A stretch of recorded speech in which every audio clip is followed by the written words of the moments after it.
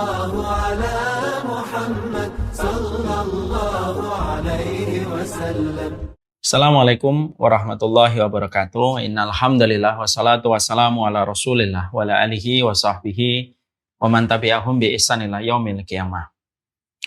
Kepada seluruh komponen dan seluruh para penuntut ilmu dimanapun kita berada yang hari ini mengikuti kajian yang tersambung secara online.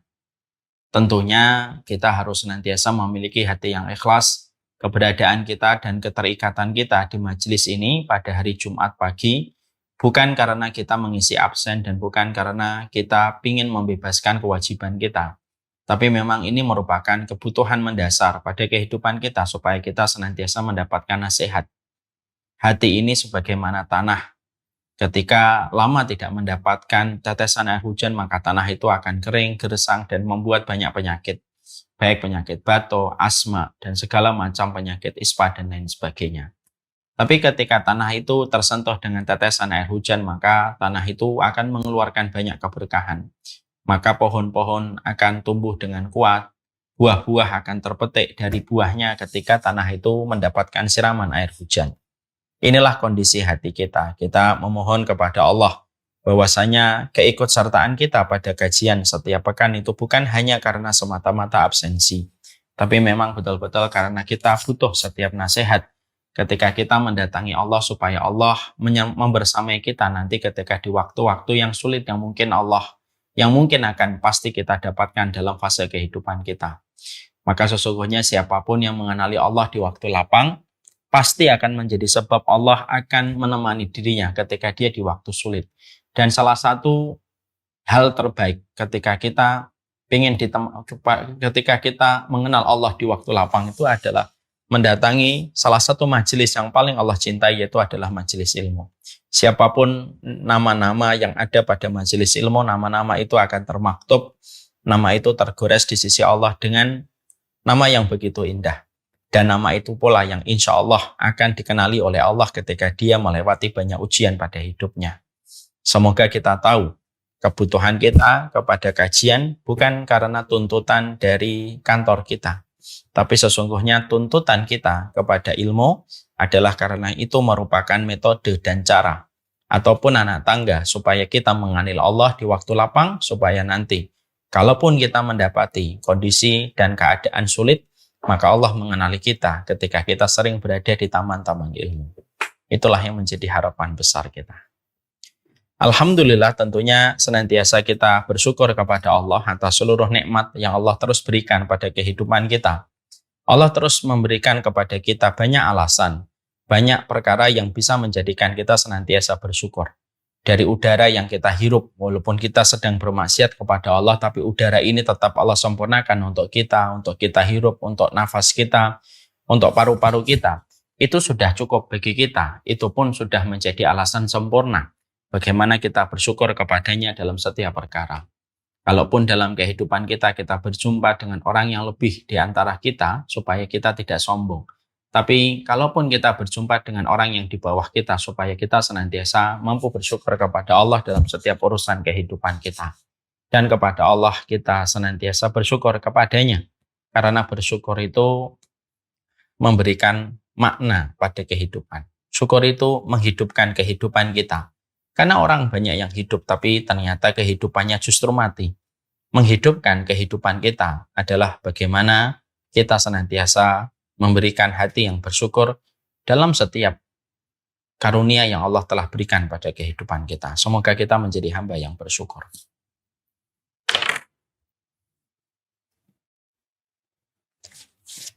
Kita pada kesempatan hari ini akan melanjutkan estafet panjang.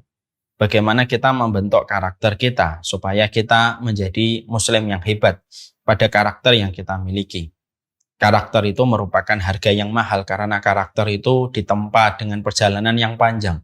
Ilmu, referensi yang teraplikasi pada kehidupan itulah yang membentuk karakter.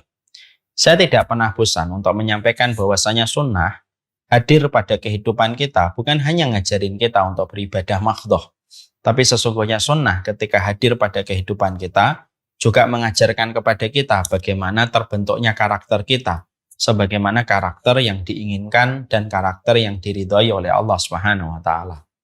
Banyak manusia yang terkadang rajin ibadah tapi belum tentu karakternya mulia sebagaimana karakter yang Allah cintai. Rajin sholat tapi ternyata tidak menepati janji. Rajin sholat tapi ternyata tidak memiliki empati. Rajin sholat tetapi ternyata begitu cepat patah semangatnya ketika mendapatkan bulian. Itu merupakan contoh tidak idealnya kita di dalam beragama. Ketika kita hanya rajin beribadah tetapi tidak memiliki karakter sebagaimana karakter yang dibangun oleh Allah dan diajarkan oleh baginda Nabi Sallallahu Alaihi Wasallam. Makanya pembangunan karakter atau karakter building itulah yang kita dapatkan dalam Islam. Dan inilah ironisnya kita, banyak kaum muslimin, mungkin hampir 70% tidak mengenal agamanya, bahwasanya agama kita itu sebenarnya membentuk karakter kita, supaya karakter keimanan itu membentuk perilaku kita, kehidupan kita yang berbeda ketika kita tidak beriman kepada Allah. Tapi ironisnya kadang-kadang karakter-karakter positif itu dimiliki sama mereka yang tidak beriman, tapi justru orang-orang yang beriman terkadang justru kehilangan karakter, yang sebenarnya karakter itu sudah ada di dalam setiap untayan-untayan hadis dan riwayat yang disampaikan oleh Rasulullah Sallallahu Alaihi Wasallam. Makanya pentingnya kita menggali kembali bagaimana karakter seorang muslim, bagaimana menjadi muslim yang hebat. Kita bangun karakter kita dengan ilmu, dengan referensi yang jelas yang ada di dalam kitabullah, supaya dengan karakter hebat, apapun yang kita lakukan, apapun yang kita hadapi, akan maksimal hasilnya dengan karakter hebat yang kita tempa diri kita sesuai dengan bimbingan dan petunjuk yang ada di dalam Al-Quran dan As-Sunnah. Siapapun yang memiliki karakter hebat, maka keluarganya akan beruntung. Siapapun yang memiliki karakter hebat, apapun bisnis, apapun aktivitas yang dia kerjakan menjadi maksimal. Siapapun yang memiliki karakter hebat, maka perusahaannya pun akan mendapatkan keuntungan yang luar biasa ketika seseorang muslim itu memiliki karakter hebat. Itulah yang tentunya menjadi perhatian kita. Saya pernah saya ambilkan contoh. Saya pernah mendapati ada seorang owner sebuah perusahaan. Dia bercerita, Ustadz, saya ini kalau mendapati ada karyawan saya rajin ngaji itu justru saya senang. Ini agak sedikit berbeda dengan kebanyakan orang. Lalu saya tanya, kenapa Pak kok senang kalau jamaahnya atau karyawannya itu rajin ngaji? Biasanya yang saya lihat di kantor saya, perusahaan saya, kalau karyawan saya rajin ngaji itu biasanya mereka menjaga waktu, mereka tidak menyia-nyiakan waktu, mereka tidak berkhianat pada waktu. Sehingga ketika mereka bekerja, mereka tidak main-main, tidak menggunakan game, dan lain sebagainya, karena mereka merasa diawasi langsung oleh Allah. Beda dengan karyawan saya yang terkadang mereka belum ngaji, semoga Allah merahmati mereka. Kadang-kadang menjadikan mereka suka mengurangi timbangan waktu, terkadang mereka suka main-main, terkadang mereka tidak terlalu bersyukur terhadap pekerjaan dan profesi yang mereka sudah dapatkan. Itulah yang menjadikan berbeda. Masya Allah, ini owner salah satu perusahaan di daerah Tangerang. Ini menjadikan kita akhirnya paham. Maka betul, menjadi seorang muslim itu luar biasa karakternya. Makanya Rasulullah SAW, beliau itu sebelum menjadi seorang nabi dan seorang rasul, tentunya kita paham, nabi itu mulia dengan karakternya dulu. Mulia dengan karakternya dulu. Makanya saking begitu mulianya karakter yang dimiliki Nabi dari attitude yang ada pada kehidupan Rasulullah, maka akhirnya Rasulullah Shallallahu Alaihi Wasallam itu Masya Allah sampai mendapatkan trust dari masyarakat di kota Mekah, hingga mereka kalau mengadakan satu safar, satu perjalanan keluar kota, maka mereka meninggalkan harta mereka itu tenang karena mereka menitipkan kepada Muhammad, orang yang mereka percaya. Sampai mereka berikan sebuah piala, yaitu yang dinamakan piala yang bergelar dengan kata Al-Amin, yaitu adalah orang yang dipercaya. Saking begitu terpercayanya Rasulullah di hati para penduduk Mekah pada saat itu dengan karakternya yang mulia. Sampai mereka nitip uang, mereka nitip emas, mereka nitip apapun yang mereka miliki, dan mereka tenang kalau mereka sudah menitipkan kepada seseorang yang bernama Ahmad atau Muhammad. Inilah yang dinamakan karakter. Inilah pentingnya bagaimana seorang muslim selalu memiliki karakter hebat pada hidupnya. Tidak ada yang bisa menghidupkan karakter kita kecuali diri kita. Buku yang kita baca, referensi yang kita kaji, itu hanyalah bersifat sekunder untuk membantu. Tapi kuncinya semuanya berpulang kepada diri kita. Karena sesungguhnya karakter itu dibutuhkan effort yang kuat sekali supaya terbentuknya karakter. Tidak ada orang yang jenius, yang ada adalah orang yang konsisten dengan apa yang dia pelajari untuk dia pertajam pada aplikasi hidupnya. Ini yang kita harus paham. Saya akan menyebutkan dan tidak bosan berkata, if you lose your money, you lose nothing. If you lose your health, you lose something. But if you lose your character, you lose everything. Kita kalau kehilangan uang, tidak ada kehilangan apa-apa. Kalau kita kehilangan kesehatan, kita kehilangan sesuatu. Tapi kalau kita tidak punya karakter, maka kita kehilangan segala sesuatu. Inilah yang harus kita pahami. Kemarin kita sudah memahami bahwasanya komponen yang sudah kita kaji adalah, komponen yang sudah kita pelajari adalah, salah satu di antara karakter seorang mukmin ketika mereka menjadi hebat adalah membangun support system. Bagaimana dia senantiasa menjadi qurrata ayun, mendapatkan istri, mendapatkan suami yang betul-betul saling memberikan ketenangan, saling menenangkan pada ketenangan hati ketika mereka saling bersaudara.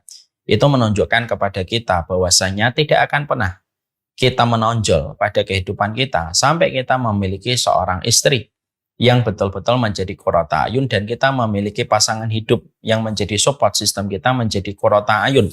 Barulah kita akan menjadi waja'alna lil muttaqina imama, menjadi pemimpin orang yang bertakwa. Di balik hebatnya seorang laki-laki, ada seorang wanita yang terus menjadi support system untuknya. Di balik keistimewaan seorang wanita, ada seorang laki-laki yang terbaik ketika menjadi support system bagi wanita itu. Itu memberikan kepada kita tentang betapa kehebatan kita dalam karakter terbantu dengan sebuah support system yang bernama istri.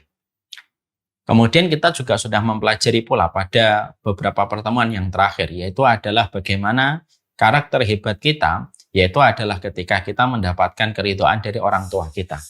Investasi yang terbaik pada kehidupan kita, yaitu adalah 3 setidaknya. Investasi ilmu, investasi kita baik sama orang, dan investasi kita berbuat baik kepada orang tua kita.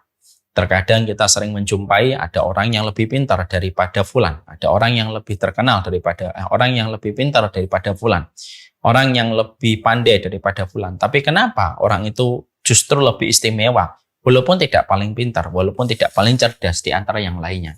Biasanya salah satu kunci rahasianya adalah karena orang ini adalah orang yang baik kepada orang tuanya. Makanya Allah mengingatkan kepada kita pada surat Maryam ayat yang ke-32. Wa barram biwalidati walam yaj'alni jabbaran syaqiyya. Karena aku baik kepada ibuku, maka Allah tidak menjadikan aku kasar dan tidak pula menjadikan aku celaka. Dan ini cukup menjadi pegangan untuk kita. Siapapun yang ingin mendapatkan garansi dan jaminan tidak celaka, dan mendapatkan jaminan dan garansi dia tidaklah celaka dan tidak pula kasar adalah bagaimana dia berbuat yang terbaik, mengistimewakan orang tuanya. Siapapun yang mengistimewakan orang tuanya, maka mereka pasti mendapatkan kualitas yang terbaik dan karakternya akan lembut dan dijamin nasibnya tidak akan pernah celaka. Makanya ibu-ibu, para istri, jadikanlah suami kita untuk selalu ingat kebaikan yang harus dia perhatikan kepada ibu dan bapaknya. Jadilah istri yang mengingatkan tentang kualitas suaminya dengan berbuat baik kepada orang tuanya. Jangan menghalangi suami kita untuk berbuat yang terbaik untuk orang tuanya. Jadilah kita seorang wanita, kalaupun kita akan menikah, kita menikah dengan seorang laki-laki yang baik kepada ibu dan bapaknya. Dan kalaupun kita menikah, carilah seorang istri yang paling lembut kepada orang tuanya. Maka insya Allah kita akan mendapatkan kualitas karakter kita akan positif. Kalau kita senantiasa menempatkan prioritas pada orang tua kita. Ini kita sudah pelajari. Sekarang kita akan melanjutkan. Salah satu di antara pembentukan karakter hebat pada kehidupan seorang muslim itu adalah kalau dia memiliki sifat dari penggambaran Nabi Shallallahu Alaihi Wasallam. Karena sesungguhnya Rasulullah Shallallahu Alaihi Wasallam itu menggambarkan kepribadian seorang mukmin itu dengan banyak penggambaran. Dan ini penting untuk kita kaji supaya menjadi sebuah narasi untuk kita. Berarti salah satu di antara pembentukan karakter itu kita harus ngerti perumpamaan yang disampaikan Nabi ketika Nabi membuat perumpamaan bagi orang yang beriman. Maka pada kesempatan ini dan beberapa pekan ke depan kita akan membahas apa yang harusnya menjadi role model untuk kita jadikan sebagai contoh dari perumpamaan yang disampaikan oleh Rasulullah, karena narasi itu penting supaya kita bisa membentuk karakter kita sesuai dengan perumpamaan yang dikatakan oleh Rasulullah ketika perumpamaan itu menjadi sebuah mapping serta menjadi sebuah kurikulum di dalam kita menempa diri kita dengan sifat-sifat yang diperumpamakan dan dibuat perumpamaan oleh baginda Nabi Shallallahu Alaihi Wasallam. Inilah yang menjadi pembahasan kita. Sekarang mari kita mengetahui Rasulullah sebagai guru bagi kita, the best teacher, sebagai guru terbaik untuk kehidupan orang yang beriman. Rasulullah itu ternyata ketika membentuk karakternya orang yang beriman, Rasulullah itu membuat perumpamaan-perumpamaan. Tidaklah Rasulullah membuat perumpamaan, kecuali perumpamaan itu untuk mengingatkan kita.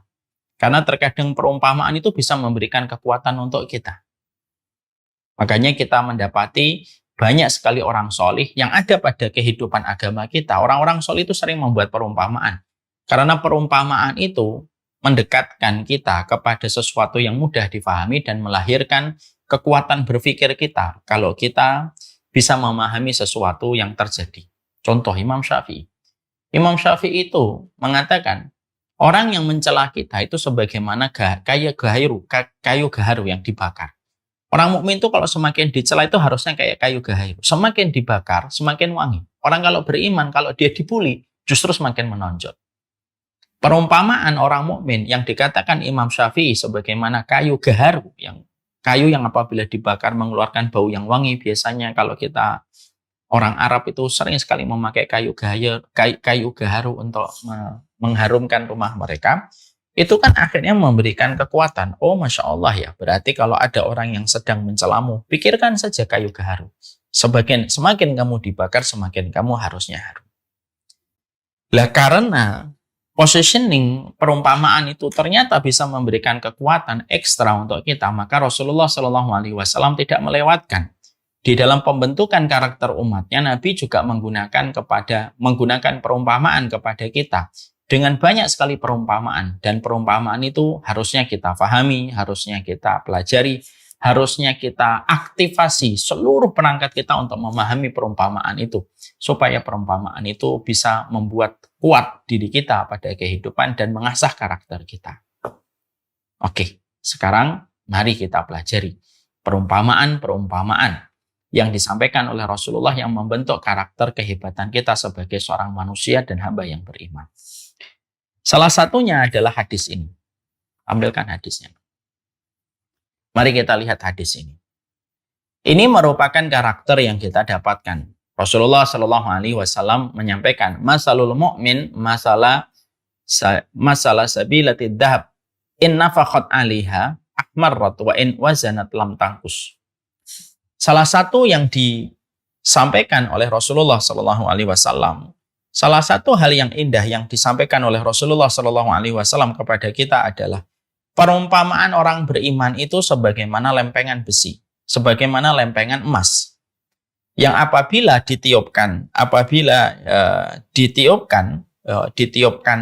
api kepadanya, ihmarot, ya, dia menjadi merah, ya. Kemudian wa in wazanat lam tangkus, kalaupun ditimbang maka dialah tidak berkurang, ya. Insyaallah, ya. Ini merupakan sebuah perumpamaan indah. Jangan diambil dulu hadisnya, enak. Ini merupakan perumpamaan yang harus kita asupkan ke pikiran kita. Bahwasanya ketika kehidupan kita, siapapun kita pada latar belakang yang kita miliki, maka salah satu yang harus kita hidupkan pada pemikiran kita supaya kita termotivasi untuk memiliki kehebatan kita pada kehidupan itu adalah orang mukmin itu ya karakternya sebagaimana emas, ya. Sebagaimana emas, ya. Karena sesungguhnya karakter orang yang beriman itu ketika dikatakan sebagai emas, mari kita mengambil poin-poin penting sekali di dalam karakter ketika Rasulullah itu menyerupakan manusia itu sebagaimana emas.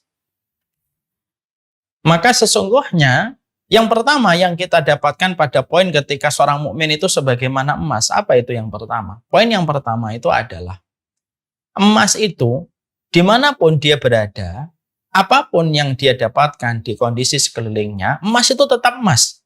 Mau ditaruh di selokan, tetap emas. Mau ditaruh di atas lantai marmer, dia tetap emas. Dia mau ditaruh di apa?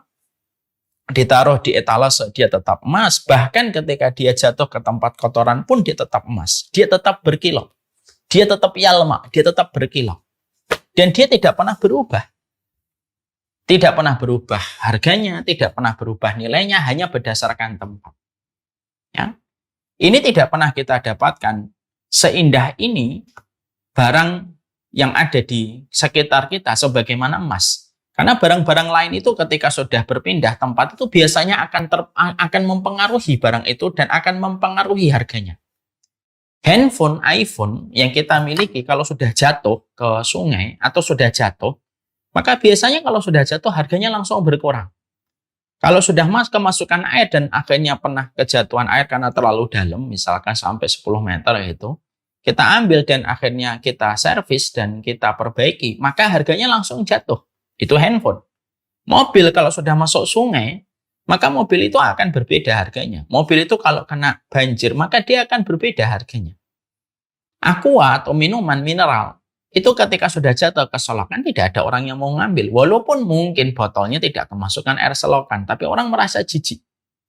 Semua barang kalau sudah masuk atau sudah ketika mereka masuk kepada satu barang, maka sesungguhnya kondisi dan wadah barang itu akan mempengaruhi dan akan mengurangi harga dari barang itu kalau mereka sudah mendapati tempat-tempat yang tidak disenangi oleh banyak orang.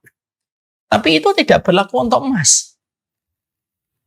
Maka sesungguhnya emas itu dikatakan oleh Rasulullah. Rasulullah itu ketika membuat perumpamaan, perkataan, narasi, konsep berpikir yang disampaikan Nabi itu dibimbing dengan wahyu. Dan itu mengalahkan perkataan motivator siapapun. Makanya kalau para motivator itu betul-betul ngaji, Masya Allah itu banyak hal luar biasa yang mereka bisa sharing dari apa yang diajarkan oleh Allah dan Rasul. Makanya Rasulullah itu pun membuat perumpamaan. Ya orang mukmin itu yang kayak emas. Yang dia tidak perlu menyalahkan apapun. Karena emas itu dimanapun tetap emas. Ya, mau dia di tengah kondisi yang buruk pun tetap emas. Mau ditaruh di selokan orang pun tetap rebutan. Mau misalkan jatuh, maaf ya, ke urinoir pun orang juga tidak jijik untuk tetap memungut emas itu. Karena apa? Sekalinya dibasuh tetap harganya mahal. Tidak ada namanya emas ini 24 karat. Tapi pernah jatuh ke selokan, ya sudah saya kurangi deh harganya 200.000. Tidak ada. Karena orang tidak akan pernah mau dikurangi harganya gara-gara emas itu masuk ke selokan. Ini menunjukkan kepada kita perkataan yang disampaikan oleh Rasulullah dalam riwayat Baihaqi yang ada pada riwayat ini. Itu menggambarkan kepada kita, itulah sejatinya seorang mukmin. Seorang mukmin itu adalah orang yang mereka tidak beralasan dengan gampang menyalahkan atau malah condong untuk playing victim. Tapi orang mukmin itu adalah orang yang tetap bagaimanapun dia berkilau, dimanapun dia berada. Mau dia di kampung, mau dia di kota, mau dia di tempat manapun, dia tidak pernah berubah. Dia tetap berkilau karena apapun yang ada di sekitarnya tidak akan pernah mampu memadamkan kilau yang ada pada dirinya. Ada banyak contoh nih. Ada banyak perempuan. Kalau ditanya kenapa kok sikapnya gitu, ya lihat-lihat suaminya. Suaminya kayak gitu sih. Akhirnya menjadikan istri itu lupa bahwasanya hidupnya adalah bagaimana mencari ridhonya Allah melalui taat kepada suaminya selama perintah suaminya tidak bertentangan dengan kitabullah. Istri yang berubah sikapnya gara-gara suami, ini belum sebagaimana karakter emas. Suami yang harusnya tetap membimbing istrinya lalu mendapatkan bengkoknya tetap harus bersabar.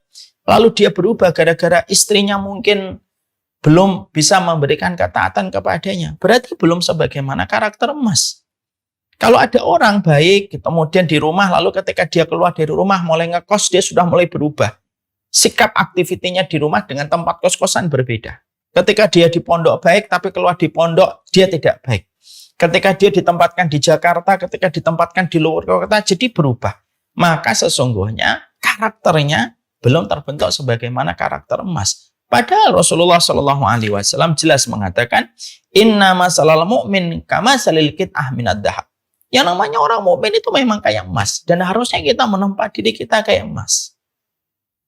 Menempa diri kita kayak emas. Kita tidak perlu berubah. Hanya karena orang itu mungkin mereka tidak sesuai dengan keinginan kita. Kita harusnya tidak pernah berubah. Hanya karena orang itu memberikan perlakuan-perlakuan yang berbeda. Kalau kita betul-betul mampu untuk menyelaraskan dengan apa yang diperumpamakan oleh Rasulullah SAW. Makanya Nabi, contoh yang terbaik bagaimana Nabi itu betul-betul karakter beliau itu sebagaimana emas.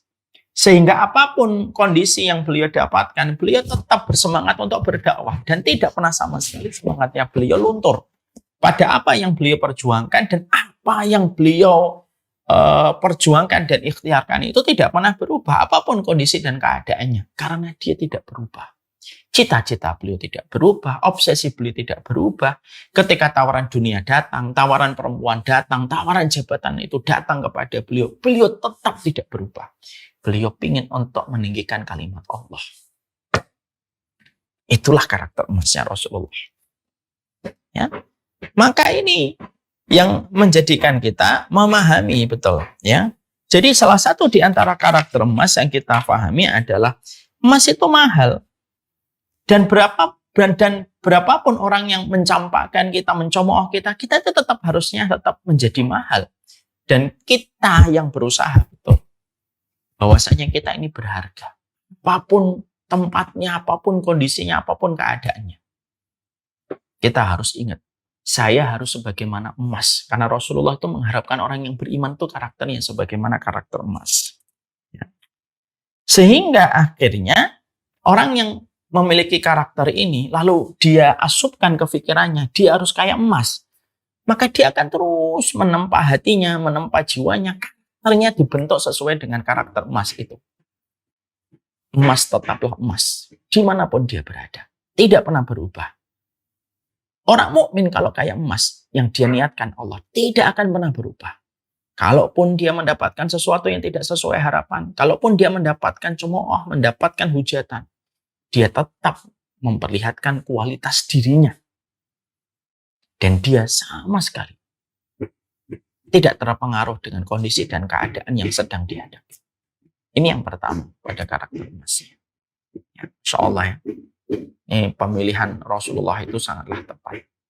Yang kedua, yang kita dapatkan dari emas itu apa? Ketika Nabi membidik sifatnya orang yang beriman sebagaimana karakter emas. Yang kedua, karakter emas yang kita jumpai itu apa? Yaitu adalah ketika dibakar.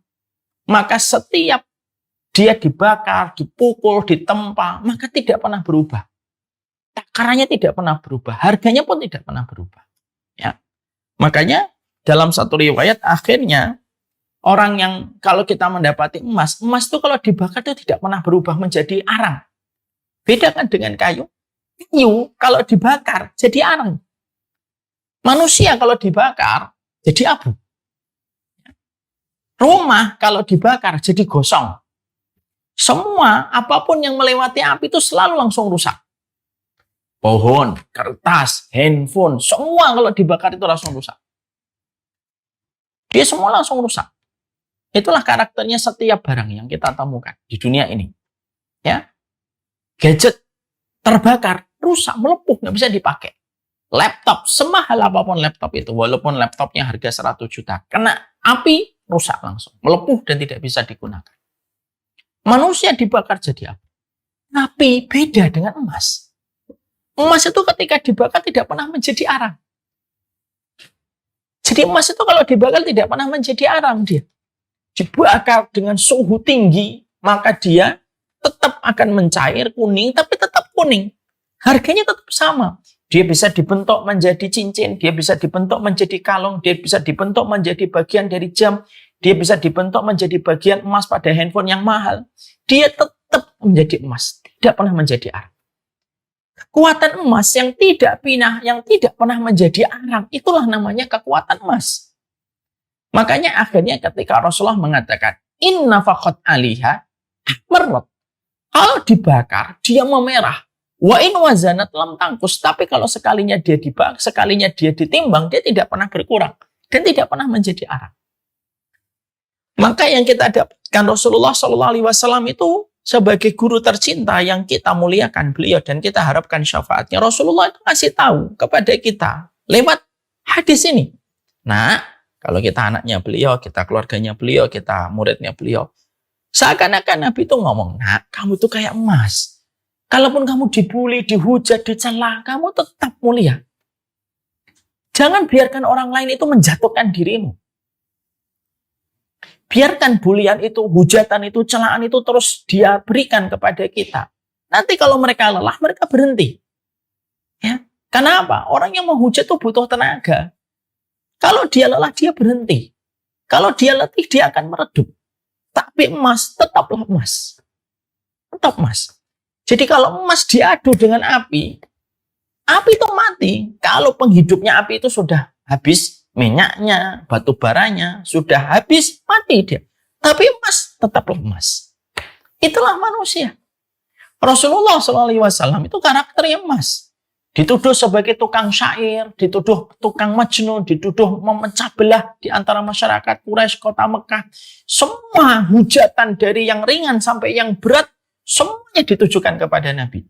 Bahkan Nabi disebut abtar. Abtar itu sebutan aib untuk laki-laki Arab kalau tidak punya anak laki-laki. Karena anaknya Rasulullah yang laki-laki itu meninggal sebelum mereka beranjak dewasa. Semua sebutan itu pernah ditujukan kepada Nabi SAW. Tapi semua hujatan dan sebutan itu tidak pernah mengubur Rasulullah. Dan tidak pernah mengurangi kualitas Nabi dalam hidupnya. Nabi tetap Nabi. Rasul tetap Rasul. Dan tetap mulia di hati orang yang memuliakan dan mencintai Rasulullah. Sekarang lihat. Orang yang mencela Nabi sudah tidak ada lagi namanya di perputaran waktu dan zaman. Tapi nama Nabi sampai hari ini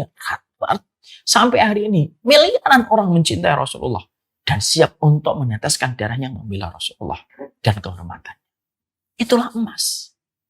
Ya. Jadi akhirnya emas itu kalau dibakar tidak pernah menjadi arang. Maka sepermamaan itu adalah setiap hujatan. Kita tuh pasti mendapatkan hujatan dalam kehidupan. Tidak mungkin orang itu tidak menghujat kita. Dan tidak mungkin semua orang itu akan senang kepada kita. Bapak Ibu tahu kenapa Allah turunkan surat Al-Humazah? Ayat pertama surat Al-Humazah. Wailul likulli humazatil lumazah. Celaka orang yang mencela dan menghujat. Karena memang Allah turunkan surat Al-Humazah. Karena kita nanti akan dapat dalam kehidupan itu orang yang membuli, menghujat, mencela kita itu pasti ada. Gak kenal kita, menghakimi kita dengan apa yang dia dengar, tidak apa yang mereka lihat. Ketika kita tahu bahwasanya kita pasti mendapatkan hujatan, ataupun kita mendapatkan bulian, baik orang yang kenal kita, ataupun yang tidak kenal dengan kita. Ingat satu. Yang kita ingat itu adalah emas tetaplah emas. Dihujat dan dibuli. Harusnya tidak pernah meredupkan dan tidak pernah menguburkan kita. Tapi justru semakin menjadikan kita berkilau dan semakin mengubur. Emas itu kalau dipanaskan, dirubah jadi cincin, jadinya lebih mahal. Dirubah jadi kalung, jadinya lebih mahal. Terus dicampurkan kepada casingnya handphone. Casingnya dan handphonenya jadi mahal. Itulah emas. Maka yang kedua yang kita dapatkan dari dari emas itu apa? Dia tidak akan pernah menjadi kecil hatinya. Dia tidak akan menjadi rendah. Hanya disebabkan orang itu ketika menghujatnya. Hujatan itu konsekuensi logis ketika kita hidup pasti akan menghadapi hujatan. Sebelum engkau dihujat, sebelum saya dicela, Allah itu aja dihujat. Allah aja dicela. Qurannya dibakar. Padahal yang memberikan rezeki kepadanya itu Allah. Itu pun dihujat dan dicela. Itu pun dihujat dan dicela. Loh apalagi kita manusia, Rasulullah dicela dan dihujat. Kalau Rasulullah SAW saja, beliau itu dicela dan dihujat, padahal mereka adalah manusia terbaik pada kehidupan kita, maka itu sesungguhnya Allah itu sesungguhnya begitu sempurna, apalagi kita, semacam kita pada kehidupan kita. Maka hujatan itu pasti ada. Tapi jangan biarkan hujatan dan celaan siapapun yang datang. Lalu akhirnya menguburkan kita. Lalu akhirnya lupa kita. Kita itu dibimbing, diajari oleh Nabi SAW. Jadilah engkau sebagaimana. Jangan pernah menjadi arang. Hanya karena kita dibakar ketika kita mendapatkan celah. Ada orang dicela, mati bunuh diri. Ada orang yang mereka dicela, akhirnya mereka mengakhiri hidupnya dengan tragis. Kita sering menjumpai terutama di negara Korea. Banyak artis yang mati bunuh diri ketika mereka tidak siap untuk dicela dan dibully oleh para netizen dan followernya. Akhirnya mereka mati bunuh diri. Ya. Dan hari ini kita jumpai karena banyaknya mental illness, kerapuhan mental itu menjalar gimana-mana. Terutama ketika ini semakin banyak dengan semakin maraknya orang itu membuli. Makanya salah satu pelajaran penting yang harus kita tanamkan setiap hari sebelum kita berjumpa dan bertemu orang itu apa? Kita itu emas. Apapun hujatan, tidak akan pernah menjadikan kita menjadi arang. Sebagaimana api tidak menjadikan emas itu menjadi arang. Dan kita harus tetap berkilau apapun yang terjadi. Kalaupun kamu kerja di kantor, yang lain melakukan korupsi, tetaplah jujur. Kamu tetaplah emas, walaupun teman-teman mau ngambil yang haram. Tidak usah tergiur untuk mengambil yang haram. Karena sesungguhnya emas tetaplah berkilau dimanapun dia berada. Makanya akhirnya inilah yang kita jumpai dan kita dapati. Saya teringat sebuah kisah yang kemarin saya sampaikan di satu majelis ya. Saya teringat kepada satu kisah dari seorang ulama yang bernama Al-Baqilani. Al-Baqilani itu ulama besar. Beliau pernah diundang oleh seorang raja Romawi yang ingin mendebat beliau perwakilan kaum muslimin, yang mana raja Romawi ini mewakili agama Nasrani. Al-Baqilani diundang ke kerajaannya, Al-Baqilani datang. Ketika Al-Baqilani datang ke kerajaan Romawi, sang raja Romawi itu mempersiapkan beberapa tipe muslihat. Yang pertama, dia tahu orang-orang mukmin, para sahabat, para tabiin itu adalah orang yang tidak mau tunduk kepada manusia. Akhirnya Raja Romawi itu membuat tipu muslihat dalam tanda petik. Buatkan pintu kecil yang dia harus melewati pintu itu sebelum dia berjumpa dengan saya. Ya, supaya dengan harapan sang raja itu melihat Al-Baqilani merunduk kepada sang raja. Langsung para pengawal-pengawal sang raja Romawi ini membangun sebuah pintu kecil supaya nanti Al-Baqilani pas datang dia akan merunduk kepada sang raja Romawi.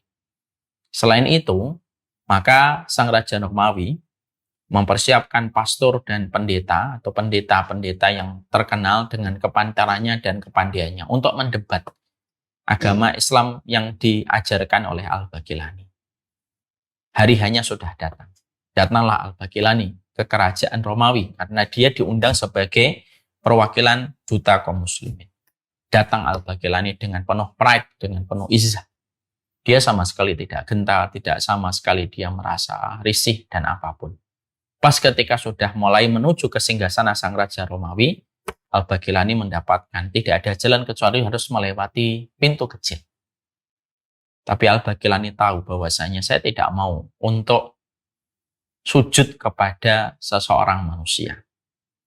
Dia berupaya bagaimana berpikir ya, bisa memasuki pintu itu tanpa harus merukuk dan tanpa harus merunduk kepada manusia. Maka Al-Baqilani memiliki cara. Inilah lihat bagaimana emas tetaplah emas walaupun dia dikondisikan di tempat yang menghinakan dia. Al-Baqilani pada saat itu akhirnya dia membalikkan badannya lalu menuju ke singgasana Raja Romawi melewati pintu kecil itu sembari berjalan ke belakang. Jadi sang Raja Romawi itu tidak mendapatkan Baqilani merunduk kepadanya, tapi justru sang Raja Romawi mendapatkan pantatnya sang Baqilani. Masya Allah. Sang Raja Romawi kaget. Ini ternyata orang pintar ini. Baru setelah itu masuk dia menyampaikan salam kepada Raja Romawi dan pada seluruh para pendeta ataupun pastor yang saat itu sudah disiapkan oleh sang Raja Romawi. Al-Baqilani tidak perlu waktu yang lama. Dia mengatakan kepada seluruh para pastor yang hadir dan Raja Romawi. Bagaimana kondisi kalian para pastor? Gimana keluarga-keluarga kalian? Dan bagaimana anak-anak kalian dan istri kalian? Baqilani membuka percakapannya langsung dengan pertanyaan, bagaimana kabar istri-istri mereka dan anak-anak mereka. Sang Raja Romawi pada saat itu ketika mendengar Al-Baghilani mengucapkan pertanyaan dan melontarkan pertanyaan semacam itu, maka Sang Raja Romawi marah dan berkata sama Al-Baghilani, kamu tuh katanya utusan kaum muslimin, katanya paling pintar. Malah datang ke sini tanya kepada para pastor kami, bagaimana istri mereka dan bagaimana anak-anak mereka. Kamu tahu nggak kalau para pastor kami tidak menikah dan tidak punya anak? Al-Baghilani tersenyum. Lalu Al-Baghilani bertanya yang kedua, kenapa pastor-pastor itu tidak menikah dan tidak punya anak? Lalu dijawab sama Sang Raja Romawi, para pastornya belum menjawab itu. Sang Raja Romawi langsung mengambil jawaban. Karena kami mensucikan para pastor itu, sehingga mereka tidak perlu punya anak gitu, supaya mereka hidupnya suci. Nah, disitulah Al-Baghilani langsung menjawab kepada Sang Raja Romawi, kenapa kalian mensucikan manusia tetapi tidak mensucikan Tuhan kalian, lalu kalian katakan Tuhan kalian punya anak? Pada saat itulah Sang Raja Romawi dan seluruh para pastor terdiam. Itulah emas, dimanapun tetap menjadi emas. Dia tidak perlu menjilat, dia tidak perlu memakai topeng dimanapun, karena emas tetaplah emas. Dan itulah yang dikatakan oleh Rasulullah SAW. Masalul mu'min kakit ta'im minad dahab, kakit atim minad dahab. Orang mukmin itu ya sebagaimana potongan emas. Dan emas itu yang kita ambil pelajarannya setidaknya dari penjelasan para ulama. Emas itu tetap dimanapun dia tetap mahal. Dan bagaimanapun dia dibuli, dihujat, dicela, maka dia tidak akan pernah berubah karena setiap hujatan itu tidak pernah menguburkannya. Emas itu kalau dibakar tidak pernah bisa menjadi arang. Semoga ini perumpamaan yang pertama. Hadisnya nak lihatin lagi. Kita renungkan hadisnya sebelum kita tutup kajian kita kesempatan ini. Rasulullah Shallallahu Alaihi Wasallam mengabarkan kepada kita, sesungguhnya orang mukmin sebagaimana perumpamaan emas. Semoga kita tidak pernah lupa betapa mulianya Rasulullah membidik karakter kita. Masalah sabilatid dahab, inna fakhat alaiha ahmarat wa inna wazanat lam tangkus. Mukmin itu kayak emas. Kalaupun dia dibakar, dia memerah tapi tidak akan pernah berkurang. Sallallahu ala nabiyina Muhammad. Ini yang kita bahas pada kesempatan hari ini. Semoga setiap hujatan dan celaan yang pernah kita temukan, setiap tantangan ataupun ujian dan rintangan yang kita hadapi di dalam pekerjaan itu, tetap kita tidak akan pernah terkubur dengan setiap hambatan dan rintangan, tapi tetap semakin kita berkilau. Dan semoga kita tetap mahal harganya dimanapun kita berada. Tetaplah berbuat baik, walaupun terkadang perbuatan baik kita belum mendapatkan feedback yang baik. Karena sesungguhnya konsisten untuk berbuat baik itu merupakan salah satu karakter emas yang disampaikan oleh Rasulullah. Inilah karakter pertama yang harus kita hidupkan di dalam diri kita. Kita itu emas. Kita itu emas. Kita itu emas. Kalau tiba-tiba ada yang mencela kita, kita katakan, kita ini emas. Kita ini emas. Nah, inilah perumpamaan pertama. Apa perumpamaan yang kedua, ketiga, keempat, kelima? Insya Allah kita bahas pada pertemuan kita selanjutnya. Semoga kita selalu memiliki narasi indah pada referensi yang disampaikan oleh Rasulullah. Tidak ada guru yang membentuk karakter terbaik seorang manusia kecuali adalah Rasulullah. Rasulullah telah berhasil. Tidak sampai 50 tahun. Yaitu telah membentuk sebuah generasi sahabat yang luar biasa. Yang akhirnya bisa mengalahkan peradaban Romawi dan Persia yang sudah hidup dan eksis ratusan tahun. Tapi Rasulullah tidak membutuhkan waktu sampai 50 tahun. Cuma 23 tahun. Sudah bisa untuk mengalahkan imperium besar itu.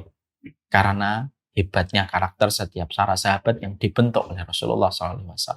Semoga kita bukan hanya pandai beribadah, tapi kita memiliki karakter indah dan hebat pada status kita sebagai seorang muslim.